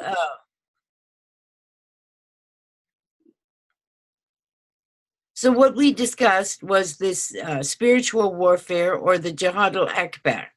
And we first took a brief look at the symbol of the Sufi Enneagram and what it tells us in terms of, for instance, we compared it to an architecture. And we talked about its space, shape, surface, color, and matter. As if the symbol itself were, here we go, a piece of like a building, but it's also can be compared to our own body, and we can see ourselves as a building, as a creation, a creative aspect of ourselves. So we looked at these 5 elements, and then we went to the concept, or here was the concept of space as understanding ourself, our nafs. The Quran, when it uses nafs in the reflexive sense, it's the self, but when it uses nafs by itself, then it's the soul. But the self contains the body, the soul, and the spirit, and we saw it as the manifest or the hidden, and that how, if it's, when we look at it as the manifest, we're looking at it from our sense of our body is centered, and we're looking out through the universe, through our soul to the Spirit of God, through our nafs to the ruh. And if we look at it in terms of the hidden, this external circumference of this circle is our body, and we're looking through our nafs at the different levels that we know it has to the spirit or the ruh. And we talked about the concept of space and the sense of place. That place, or makan, it doesn't really have a tangible existence. It's something we bring to a space. It's what we bring to the Sufi Enneagram in terms of trying to morally heal. That makes it that creates a place between the space and the shape. Or we see the self as contained, and we see the outer circle as the container, and this is what's inside is what is contained. The line of the spirit, the negative traits, and the positive traits.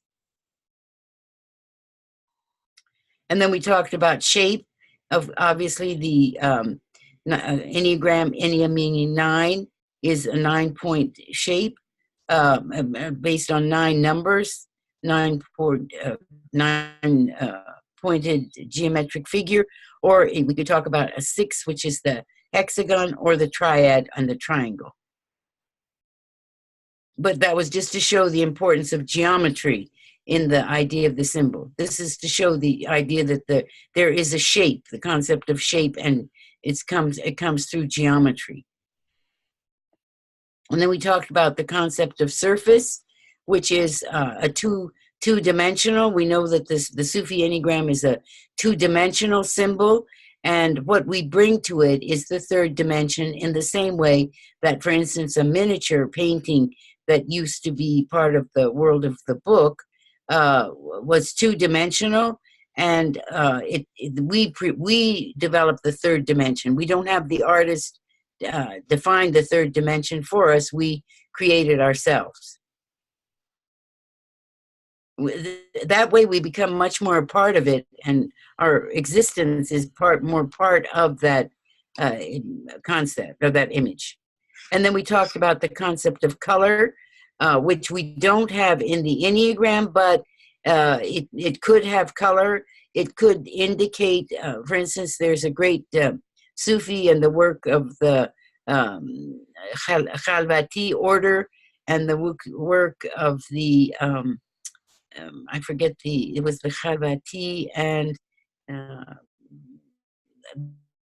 there was another great Sufi or Arif who spoke of colors, so that in particular in our dreams, what colors we see would indicate something about where we are. And also it would indicate if our humoral system was out of balance, if we had a medical issue. Pardon me? Ibn Sirin? No, it wasn't Ibn Sirin. No, it's it begins with a K. And then also the color in along the Sufi path. That particular Sufi order, when you're on a particular Sufi path and you see, for instance, you see more blues. So this you could make the Enneagram, for instance, in the blue color, to indicate that that's where that person is, in their stages, and they have the 7 colors and so forth. It's not Portugal. It's the no, I wrote his name, but maybe I'll think of it. Then we talked about the concept of matter, which is very important because later on we're going to see this earth, air, fire, and water, which are the 4 elements, and their elemental qualities of cold and dry, hot and dry, cold and wet, hot and wet. And we know how that influenced the medical treatment in the foods that we eat. So we try to keep in a balanced or mise-en state physically. And if we have a hot disease, then we try to eat more cold foods, for instance, to balance the sickness or illness that we have. And the same is we can use in moral healing, because we notice that those who are excessive in one of the virtues, have too much of a virtue, are hot and dry, and hot and dry, hot and dry. And those who don't have enough are hot and wet, like the element of air, hot and wet, or hot and wet. So the elemental qualities are what makes up all physical matter in the universe as well, according to our traditional system. And we see it every day in the weather report. We think that these are, ancient concepts and they don't apply today, but they do, because if you listen to the weather report, it's going to be cold and dry today, or it's going to be hot and wet. So it's really talking about the atmosphere and the principles of the what's out in the atmosphere.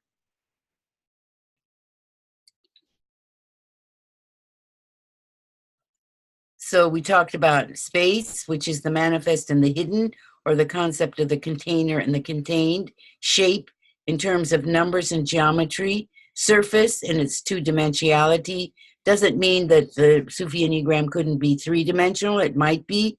Someone worked on that and developed a way in which it could be it made more sense, or it also worked three-dimensionally.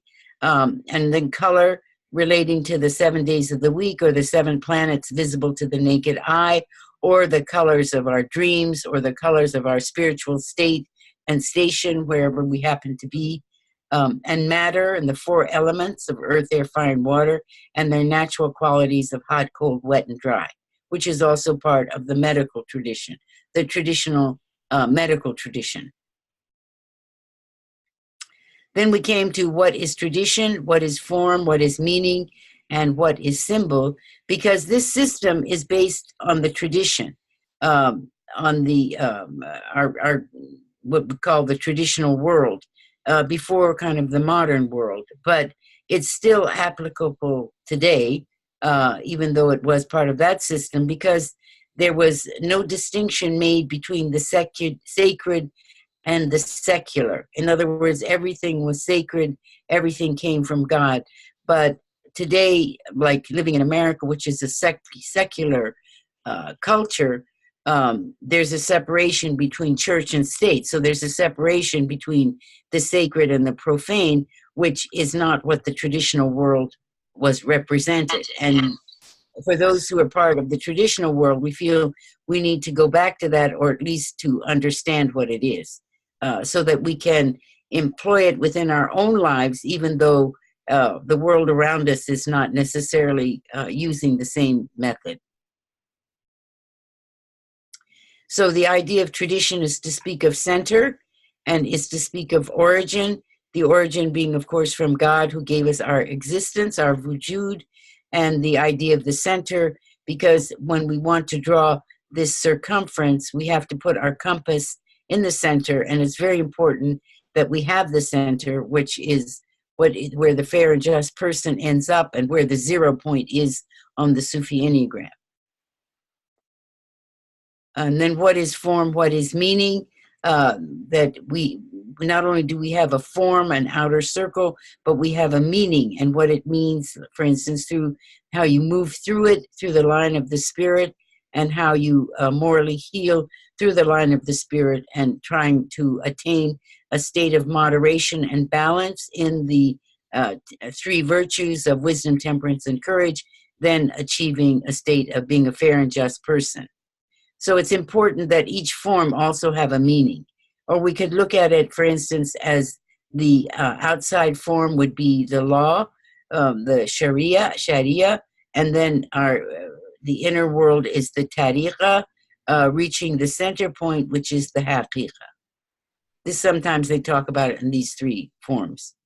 And so Rumi explained also the outer form being the law, and the inner, the hollow interior being the way, and he describes the flute and how the music, how the flute is hollowed out on the inside, so that then our breath creates the musical sounds.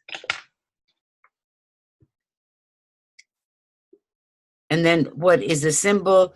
It's through symbols and spiritual, it's called ta'avil, or spiritual hermeneutics, that awaken us. So it's through God's signs that we're awakened, it's through God's signs that we're transformed, and it's through God's signs that we express things. This is goes back to this verse, chapter 41, verse 53, where God says, we shall show them our signs upon the horizon, and that's the Zahir, and within themselves, that's the Batin, until they know that it is the truth. So the Sufi Enneagram incorporates the most important elements of a tradition, the center and origin, and emphasizes that form has meaning and is a symbolic expression of the signs of God upon the horizons and within ourselves. Then next we talked about what is traditional psychology, what is the goal, what is the process, what is the line of the spirit. So traditional psychology is to understand, to attain a balance in our moral self, in our moral healing. And when we're balanced, then we attain the virtues of wisdom, temperance, and courage when we're in a balanced state. And Ibn Arabi says if you respond, that we sometimes we hear a call, and when we respond, some people say, well, why is it that you do that? And then we would say, well, what is the proof of the sweetness of honey? Because the experiential knowledge of this journey is something that you can't really describe for someone else. They have to taste it for themselves. And tasting is described as zuq, and it's to taste the sweetness of this journey is to actually experience it. It doesn't really work for someone else to describe it. We have to experience it ourselves. And then what is traditional psychology again? It's based on the science of ethics. This whole system is based on ilm al-akhlaq, and that was a branch of hikmat al-amali, and that's concerned with our conscience and our willpower, our free willpower. And the Sufi Enneagram is a symbolic manifestation of practical philosophy in the branch of the science of ethics, manifested through ta'avil, or understanding the symbols through spiritual hermeneutics, taking the signs back to their origin, which is then the tavia. And what is the goal? The goal of the Sufi Enneagram is to become a fair and just person, and to be among, as God said in the Quran, commands us to be those who stand firmly in justice, replacing the negative traits on the outer circumference with the positive traits or the virtues of the 3, 6, and 9 on the center triangle. And then what is the process? This process for moral healing is called the Jihad al-Akbar, but the spiritual Sufi journey is the mystical dimension, is called the spiritual journey, whereas this is called the greater struggle. The difference between them is that on the spiritual journey, you usually are part of a Sufi order, or you have a sheikh or some master who who trains you and develops you, and you become morally healed as you move more towards the intuitive state and the spiritual world. But the Jihad al-Akbar, anyone can do on their own. You don't need to have a teacher. It's something that you can develop through yourself, or through a coach or a teacher who's not necessarily someone on the spiritual journey. And in this spiritual journey, in this spiritual journey, it's what the Jihad al-Akbar is the battle between our nafs amore and our nafs natiqe for our spiritual heart, which is the center of ourself, that the spirit within us. So these two are constantly arguing in order for us to not be able to, or to be able to reach our center point. And this is another example of the same. This is our nafs amare, our affect and behavior, and this is our cognition. And one of the ways that we morally heal is to blame ourselves or reproach ourselves when we make a mistake, when we recognize that we have a moral imbalance in some state. We have jealousy, or we have greed, or we have envy, or we're inappropriately angry. Whatever it is that's coming out of our nafs amare, we use our reason, our nafs lawame, our conscience, to overcome our nafs amare.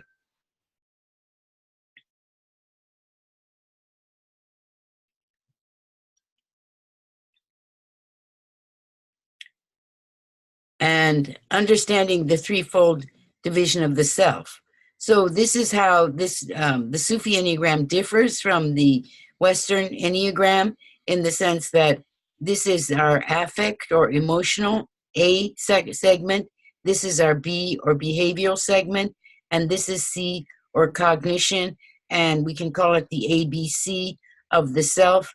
These are the three elements that psychologists are concerned with. And whether it's affective, behavioral, it might be these two combined issue, or it might be a cognitive behavioral issue, which would be these two combined, or a cognitive affective issue, which would be these two combined. And then we saw that you can look at it at different levels, and it's important to understand that it does have different levels, so we don't think that when we're talking about one, we have, someone is talking about the heart and someone else is talking about cognition, but we're actually talking about the same threefold division of the self on different levels that we can talk about in terms of physiology or psychology or the spiritual or the Quran, but it's all the same threefold division of the self. And it's to be able to have the four virtues and held in moderation to then be able to move to becoming a fair and just person. And this Al-Ghazali had found a Quranic verse where he said that these three, so it was important that these four virtues are not just something that are from the Greek world or the Zoroastrian world, but are also part of the Islamic tradition by a great theologian and Sufi, Al-Ghazali, who interpreted Surah 49, Ayah 15, as being exactly containing the four cardinal virtues. And then we gave definition of each one of them. But as I have said, there are other, of course, many more ways to define wisdom or self-esteem, temperance, or courage and justice. These are just examples. So simple examples that we could know that wisdom is to live with oneself through reason, to live with creatures in patience, to live with God through need, or self-esteem is to desire for others what we desire for ourselves, or avoid for others what we avoid for ourselves. Courage would be to trust in God, not to blame others for a defect that we know we ourselves have, or justice, to strive constantly for the sake of others, not to see ourselves as superior to others, and to act justly without demanding justice for ourselves, which is a very hard state to attain, but through the Jihad al-Akbar, we're able to attain that state. And then we learned about that the process involves both terms of negative traits in terms of quantity and negative traits in terms of quality. And this came about through the work of Nasruddin Tusi in the 13th century. Previous to that time, all the books of ethics talked about too much or too little of a virtue, but he said that, well, there's also, we need to consider the quality, the lack of a quality of a virtue. And so that then became the 3, 6, and 9, making it the Enneagram. So we then look at the Quranic verses, and at the 9, where the word 9 is mentioned, there were 9 signs given to Moses, and there were 9 signs given to Moses and then implemented on Pharaoh and his folk because they had disobeyed. And then another verse talks about 9 groups of people in the city who made corruption in the earth and had not made things right. This is exactly the idea of the 9 groups of persons. And I later give a commentary about this, a Sufi commentary about this, in the green-colored book on Moral Healer's Handbook, and what these 9 groups of people are, just how they're described. And we could also call it the 9 negative traits that are on the Enneagram that one person may have. And this may be considered, for instance, the city of ourself or of our body who made corruption on the earth. So these negative traits are considered to be corruption, elements that corrupt the earth. And when we don't work on them, then we have not made them right. Then we got to the line of the spirit, which is how you can achieve it in different ways. But the way that Gurdjieff mentions is that you divide 7 by 1, 2, 3, 4, 5, 6, and you get this recurring decimal.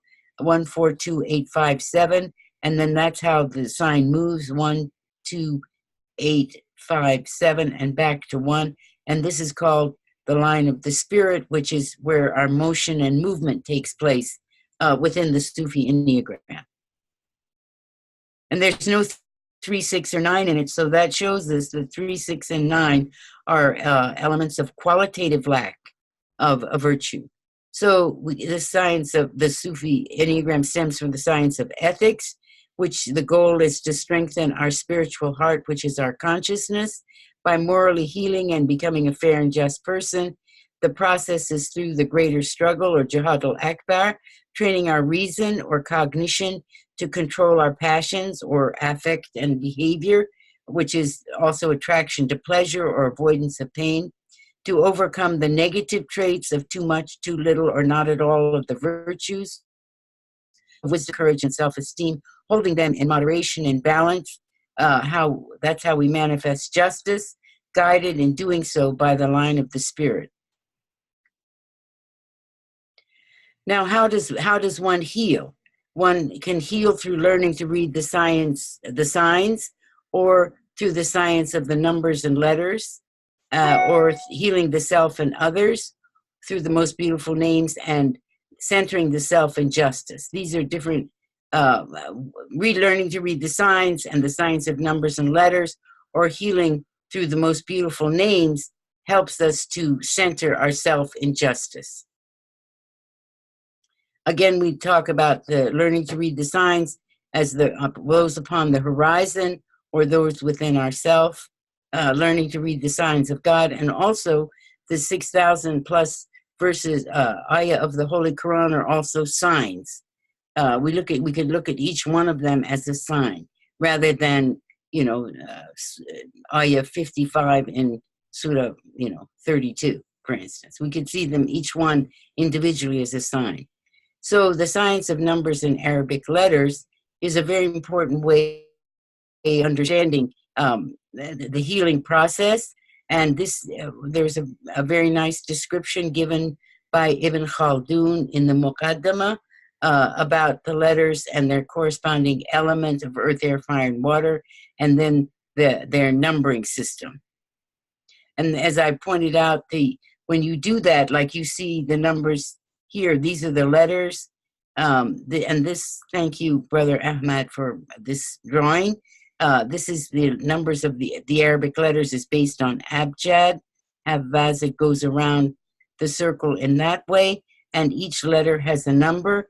So if you were to arrive at a number of, for instance, 265, to do what Ibn Khaldun calls taksir, would take the 2 plus 6 plus 5, which would give you the number 13, and then you would add 1 plus 3 and 4, so that would be a number 4. You always try to get down to a single digit, which are the numbers 1 to 9 on the Sufi Enneagram, and on the Enneagram. Al-Buni, who was from Algeria and lived his life in Egypt, he said that numbers symbolize the spiritual world, while its letters symbolize the physical world. So we have the numbers, which are symbolizing the spiritual world. That is, God tells us in a Quranic verse that everything that he sent down, the number is known. So numbers are from the spiritual world, and then God spoke the words through the letters that became the Quranic verses and words that were revealed to the prophet through the angel Gabriel. So the numbers are from the spiritual world, and that number is represented in the physical world by a certain letter. So that's why when you put the letters together, you can either put the letters together and find an element of way to heal, or you put the numbers together and find a way of healing. So we heal ourselves or others by removing the negative traits, and which are like rust on the mirror of our spiritual heart or consciousness, and replacing them with the positive traits. And Al-Ghazali had even given suggestions of how to do that by finding a friend who will tell us what's wrong with us, but that's unlikely or difficult to do because that friend then is recognizing something negative trait within themselves and they don't want to, they're in a state of denial about it. Or he says, find an enemy who'll be happy to tell us our negative traits and our, whatever bad traits that we have.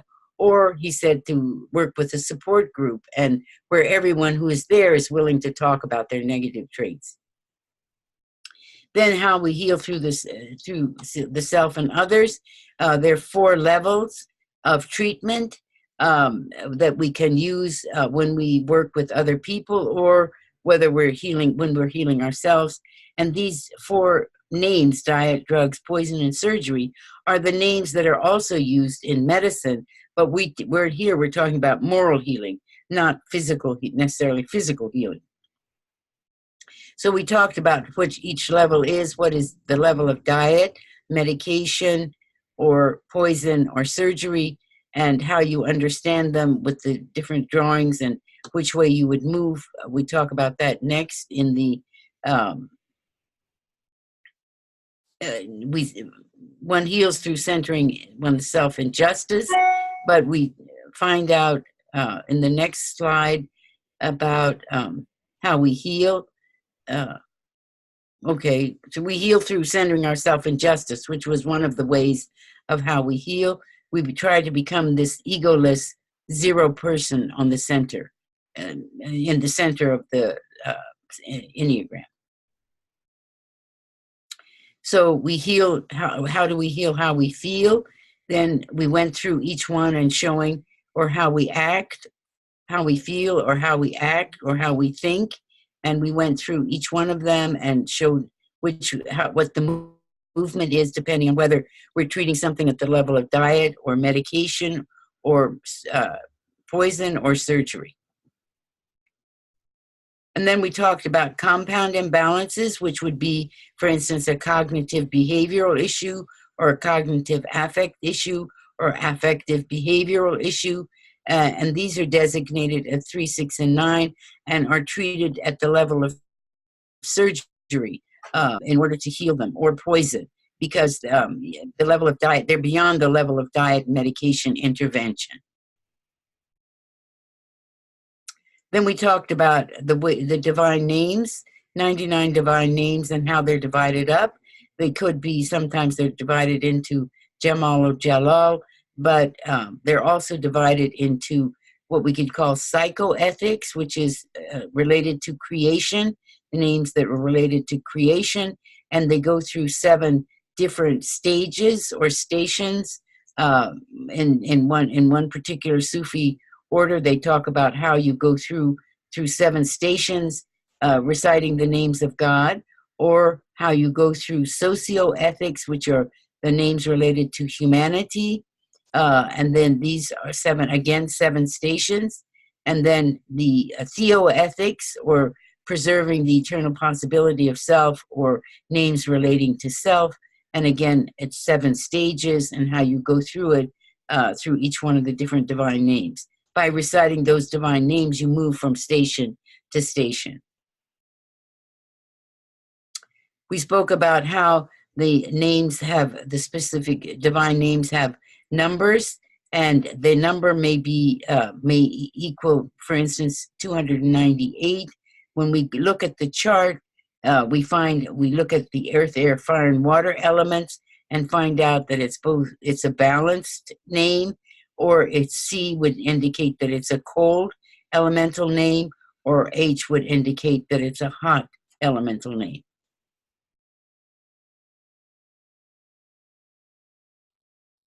And then here we see, okay, for instance, the abaser al-Hafiz, the number is 1481. So it's based on the letters 600 plus 1 plus 80 plus 800. And 600 would be like, 1 is an earth letter, 1 is an air letter, 1 fire or fire. And so that would then indicate that this is a hot letter, because it's hot, hot, hot, cold. So centering the self in justice, of course, there are many definitions of justice, but this is one that Narari quoted Plato's definition of justice. So the line of the spirit is the key to treating moral imbalances after one learns to read the signs. The line of the spirit is confirmed by the science of numbers and letters and follows a pattern based on 4 levels of healing: how we feel, how we act, and how we think. And in doing so, we replace the negative traits with the 99 most beautiful names, the names of creation to how we feel, the names of humanity to heal how we act, and the names of self to heal how we think. When engaging in this struggle, we begin to center ourselves in justice. Then we went through the story of the Rumi Enneagram, which confirms that this method, that this system of the Sufi Enneagram was in use in the 13th century when Rumi lived, and he wrote this story that goes through all of the 9 negative traits and ends up in a state of where they're in moderation in the virtues, and they have they've resolved their conflict and feel, approach each other in reasonable and rational terms, so that their reason has been able to reconcile with their nafsa amare, their reason being this cognitive sign with the passions here. So they're able to reconcile their differences.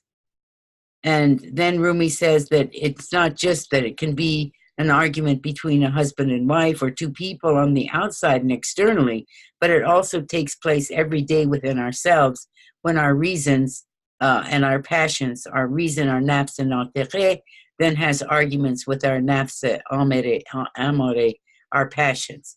And we go through exactly the same 9 stages of this argument within ourselves until we finally reconcile and realize that we have to work with our passions. Our passions are a good thing, but they can get out of hand because they're basically our instinctive aspects of self. And our reason, we need to learn to work with them and understand them so that they're disciplined. And then we found out how the story ended, and the balance was attained in the 4 virtues, which Rumi again describes and speaks of in the story.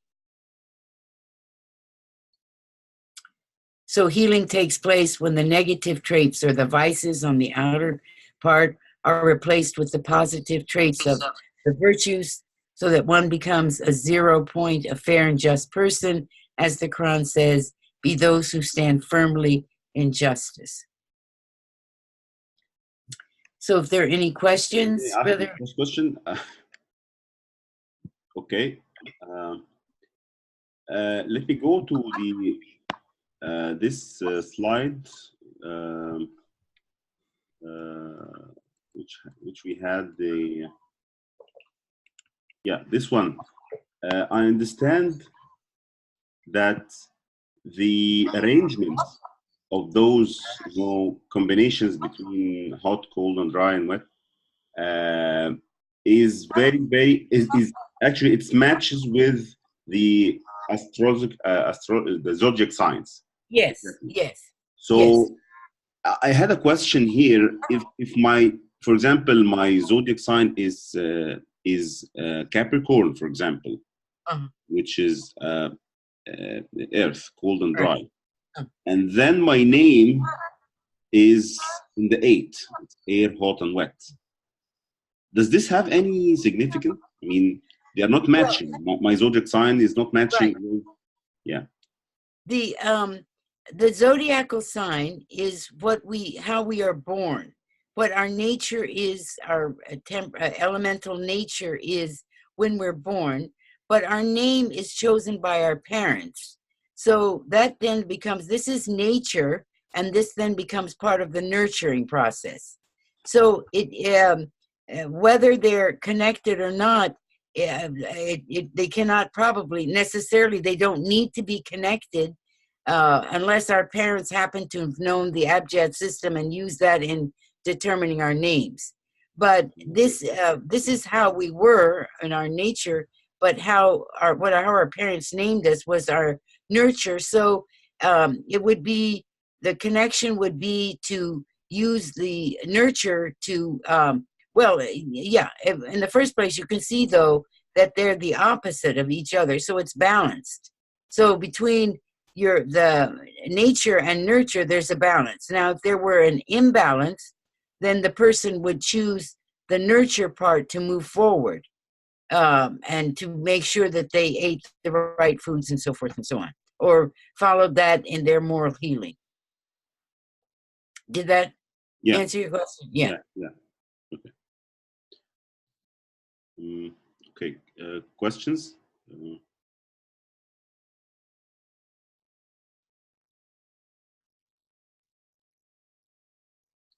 Yes, Dalia. Yeah, hi. You had said that in order to start balancing our elements, that we need to introduce more water, cold and wet. What kind of things would introduce more water?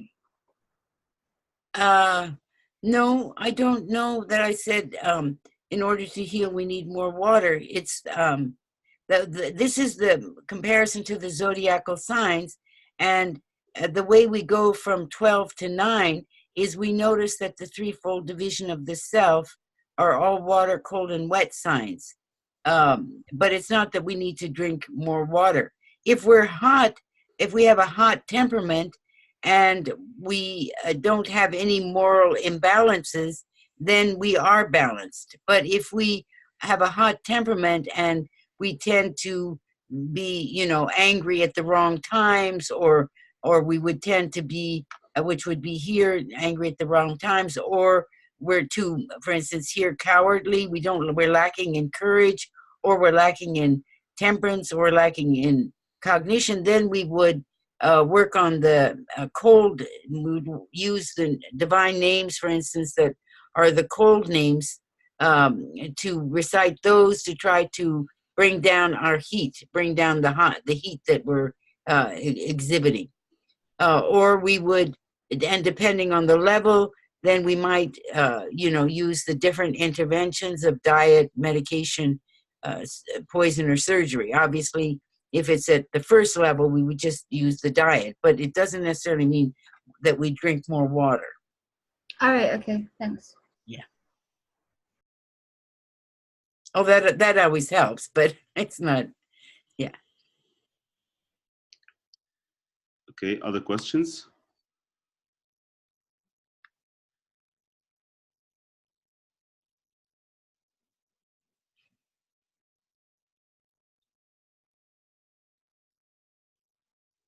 Okay, I think everything is clear. Okay, inshallah, inshallah. Inshallah. Thank you so much, Brother Thank Ahmad. you so much. And everyone, stay tuned for the next course in the book 2, which is the advanced regarding the symbol. I think we're gonna make it in a week or 10 days. May, do you have any questions? I want to thank Professor Laleh for the course and for the effort, and actually the contribution and the answers on all the questions are very supportive to understand more the system. Yes. You're most welcome, and thank you for your questions and for your participation in the course. Yeah, actually the course was very, very enlightening, and it was very insightful, lots of eye-openers.